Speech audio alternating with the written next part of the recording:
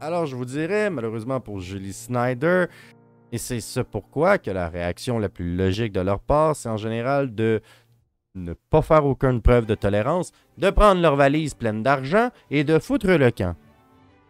Alors ensuite, la réaction de la production J est logique. Elle doit être immédiate. Et elle fut relativement immédiate, quoique on peut dire qu'elle fut quelque peu longue, puisque ça leur a pris environ 24 heures à vraiment réagir. Il y a eu la première controverse du public qui s'est fâché. Il y a eu la seconde controverse d'articles nombreux. Et au troisième aspect du déclenchement de la crise, dès qu'ils ont vu qu'il y avait des réactions négatives, il y aurait dû avoir immédiatement réaction de la part de Production J avec un communiqué. Ils n'auraient jamais dû attendre une journée. Une journée en politique et en communication, c'est une éternité et parfois deux. Ici, c'est même 3 éternités. Alors, les grands mots. Nous allons revisiter nos processus. Nous allons donner de la formation. Nous allons faire un grand changement. Nous sortons les candidats en question. Ça a pris environ une semaine pour que tout cela se produise. Ce n'est pas ce qu'on appelle une réaction proactive. Et même que je vous dirais, à un certain point, de la façon que ça se fait, quelque peu maladroit. Et donc, la réaction du public était tout à fait prévisible. L'indignation qu'elle allait sentir par rapport à ce genre de choses, surtout considérant le nouveau public des Zoomers qui est extrêmement sensibilisé à cette question, et à d'autres, quand même, nos petits Zoomers, pas peu politiques. Et ce débat a déjà été de nombreuses fois fait à propos de d'autres séries télévisées du genre. Et enfin, l'aspect final de la réaction du public, eh bien, on parle ici d'une émission qui exploite l'émotion. Vous ne pouvez pas traiter le public d'occupation double comme si c'était de grands philosophes, comme si Aristote lui-même regardait cette émission. D'ailleurs, Aristote, probablement, est un genre de romantique, puisque quand il écrit, c'est un homme de cœur, hein, n'est-ce pas? Et les philosophes n'étaient pas connus pour être des personnes non plus si chastes que cela. Et donc, c'est une question de connaître son public, de savoir ses parties prenantes. Ici, c'est simple de savoir que nos parties prenantes qui écoutent cette émission sont des personnes qui vont se laisser aller dans l'irrationalité. Puisque de toute façon, on joue avec leur plaisir et leur divertissement et ils écoutent ça pour oublier les problèmes de leur vie. La réaction des commanditaires. Donc, la réaction des commanditaires, elle aussi m'a surpris puisqu'elle fut assez retardée. Eux aussi ont commencé à vouloir se retirer plus de 24 heures après. Bon, à un certain point, on peut dire ils ont réfléchi à leur réaction. Mais là encore, ça démontre qu'il y avait un problème de proactivité chez eux puisqu'ils auraient déjà dû avoir un plan par rapport à cela. C'est là le danger en fait. C'est ça pourquoi dealer avec des communications est très dangereux. Parce que vous pouvez ne pas avoir prévu le truc, mais l'autre, votre commanditaire, peut l'avoir prévu. Donc l'autre en face, lui, est prêt à réagir instantanément. Vous publiez votre communiqué de presse, 1 heure après, il a publié le sien. Savez-vous à quel point est-ce que c'est assez rapide? Vous comprenez pourquoi la proactivité est importante? Parce que vous ne voulez jamais vous faire battre au jeu du temps. Le monde des communications, c'est comme un jeu d'échecs, vous savez. Le jeu d'échecs, vous avez le timer. Là. Tac, tac, tac, tac, tac, tac. C'est la même chose ici. Le premier des deux qui arrive, plus de temps, que le roi soit debout ou pas, que aucune des pièces a été mangée ou pas. Quoi, c'est rare que ça arrive, on s'entend, là.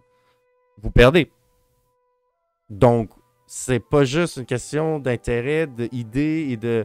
C'est aussi contre le temps que vous vous battez. C'est probablement plus que contre le temps que vous vous battez que contre n'importe quoi d'autre. Et c'est lui qui peut être soit votre plus grand allié ou votre pire ennemi. Et donc, à cause de ce manque de proactivité de la part de Production J, il y a eu un enchaînement de départ. Il n'a fallu qu'une seule organisation réellement parte pour que toutes les autres suivent. Particulièrement si vous vous retrouvez dans une situation où la majorité de vos commanditaires n'ont pas de plan, ben c'est comme pour des humains. Les humains vont se mettre à suivre la personne qui a l'air d'avoir un plan si eux, ils n'en ont pas. Ou, on peut prendre un simple exemple, la lumière rouge. Tout le monde est au coin de la lumière rouge. Tout le monde se regarde. Vous voyez, là, ça dure 45 secondes. Là. Vous êtes quand même attendre 17-45 secondes, bâtard. Puis, il y a une personne qui va commencer à brûler la lumière rouge. Puis, vous allez avoir la foule des 20 autres qui va suivre. Vous avez le même principe ici. Donc, si c'est pas vous qui récupérez l'initiative, vous la laissez à d'autres. Maintenant, vous savez, je ne suis pas une chaîne d'opinion, mais j'aimerais quand même dire que Je condamne relativement, quoique n'étant pas un tribunal, donc ne pouvant pas vraiment complètement condamner, le fait que les commanditaires pénalisent les candidats pour le manque de proactivité de la production. À mon sens, je crois qu'ils auraient plutôt dû dire « On n'est pas d'accord avec l'intimidation, nous demandons à la production de faire des choses, nous serons là, nous serons partenaires, nous ne voulons pas pénaliser les candidats. » Pouvez-vous avoir une meilleure citation que ça? Vous ne fâchez pas vos candidats, vous ne fâchez pas la production, vous ne fâchez pas le public, vous dites comme un partenaire de la santé mentale contre l'intimidation. Vous voyez, vous avez tout. Vous avez le chocolat, la chocolaterie, vous avez le cacao, le petit travailleur africain que vous payez bien, hein? Pas avec des cents, mais avec des dollars américains de préférence, ou de son pays. Et donc, vous avez tout. Réfléchir. C'est bon d'être proactif dans l'action, mais c'est ça pourquoi vous devez avoir réfléchi au préalable. Parce que comme ça vous donne plus de flexibilité dans votre possibilité de réponse. Vous pouvez vous concentrer juste sur la formule et non pas sur le fond. Maintenant, j'en ai déjà parlé un peu, donc je ne vais pas m'étirer plus. Les réactions de la production J. Donc finalement, Julie Snyder a décidé de prendre parole parce que 48 heures plus tard, annonçant des changements, annonçant des mesures que j'ai déjà parlé. Une des choses qui est vraiment très particulière qu'ils ont faites, ou du moins c'était l'épisode de ce jeudi. Je crois que c'est une quotidienne, si je ne me trompe pas, avec une émission spéciale la fin de semaine. Et ils ont quand même diffusé un épisode dans lequel il y avait les candidats en question, mais qui étaient comme caviardés et coupés à la moitié. Et l'autre moitié qu'ils ont mis la semaine des 4 juillet. Moi, je vais le dire tout de suite, si vous êtes pour faire une solution broche à foin, faites-en pas. Si vous êtes pour faire quelque chose de bizarre dans une situation, vous êtes déjà en crise puis que vous avez déjà démontré un manque de proactivité et de réactivité, honnêtement, vous êtes quasiment mieux de juste rien faire. Mais, encore mieux, vous allez à la rencontre du public et de vos parties prenantes. Donc, à la place de diffuser l'épisode, moi, avoir été Julie Snyder ou son conseiller en communication, je faites un live, madame. Let's go, là, on s'en va sur YouTube, là, on ouvre un YouTube, là, ou on s'en va sur Twitch, ou peu importe, Facebook. On vous crée une belle chaîne, puis let's go, on l'annonce par communiqué. Ce soir, live, 2h30 avec Julie Snyder pour répondre aux questions du public, pour expliquer. Là, vous faites votre live, vous faites votre déclaration de 30 minutes, vous montrez que vous êtes atteint, même que si vous êtes capable, dormez pas la veille, là, comme ça, pour avoir l'air bien cerné, puis ma game, je travaille, là, j'arrête plus, puis je prends ça au sérieux. Puis c'est un drame pour moi, je m'excuse d'avoir manqué de proactivité. Soyez transparent, avouez-le que vous avez fait une erreur. Un jour, je vais vous parler de l'excellent cas Tylenol, où un jour, les Tylenol se sont trouvés à avoir un sabotage dans leur usine qui avait fait en sorte qu'il y ait des capelets mortels qui se sont trouvés sur le marché et qui ont tué.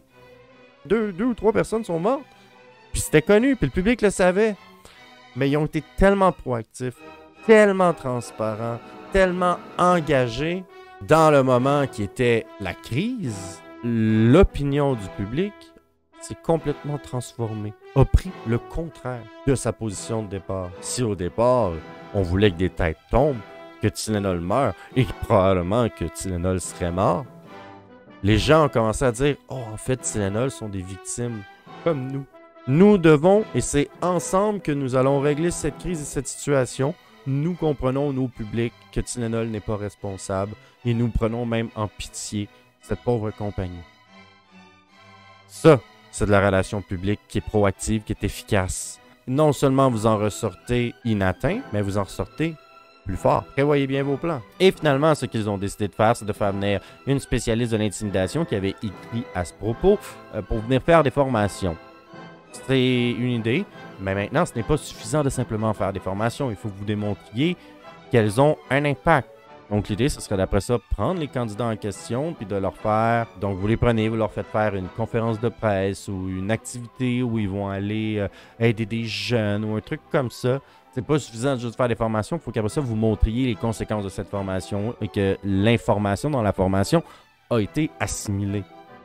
Et qu'un processus a été fait pour que votre formation s'enclenche et engendre des changements réels et profonds dans l'organisation.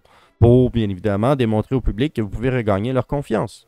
C'est pas juste un message, c'est pas juste « Je vous ai compris », comme disait l'autre. Mais bien, donc, conclusion. Comme vous savez, je ne suis pas une chaîne d'opinion, mais sur celle-là, je vais en avoir un peu. Alors, imaginons que je sois un conseiller à Julie Snyder. Voici ce que je lui dirais. Premièrement, Madame Snyder, arrêtez de faire des émissions pathétiques. Vous voulez exploiter l'émotivité des gens constamment. Vous voulez faire des émissions qui sont basées sur un modèle du siècle dernier. Je vous le rappelle. Vous êtes une femme qui datait du siècle dernier. Et notre présent siècle va être certainement très différent du siècle dernier. Beaucoup plus semblable au siècle qui l'ont précédé. Julie Snyder est super pour faire des interviews. Sauf qu'elle est aussi là depuis très longtemps. Et à mon sens, en tant que jeune millénial, je vais aussi recommander à Madame Snyder, peut-être vous devriez juste rester dans la production. Il est peut-être temps de travailler derrière le rideau et non plus devant. C'est aussi une autre des meilleures façons de pouvoir s'assurer que l'on reste à jour avec les enjeux, à jour auprès de la population ou de ses parties prenantes.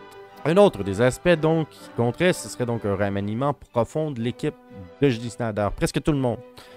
Peut-être moins ses conseillers de longue haleine, mais presque tout le monde en dessous. Il doit y avoir des changements, il doit y avoir des créations de postes aussi pour démontrer une sensibilité à cela. Mais là, pas des postes à la con, à la DEI, vraiment un poste peut-être juste dédié sur cet enjeu-là ou une personne qui est responsable de tous les enjeux. Moi, j'estime que c'est soit vous faites unique, soit vous faites tout. Il n'y a pas d'entre-deux. You're either in, you're either out, comme disait notre cher défunt Reign.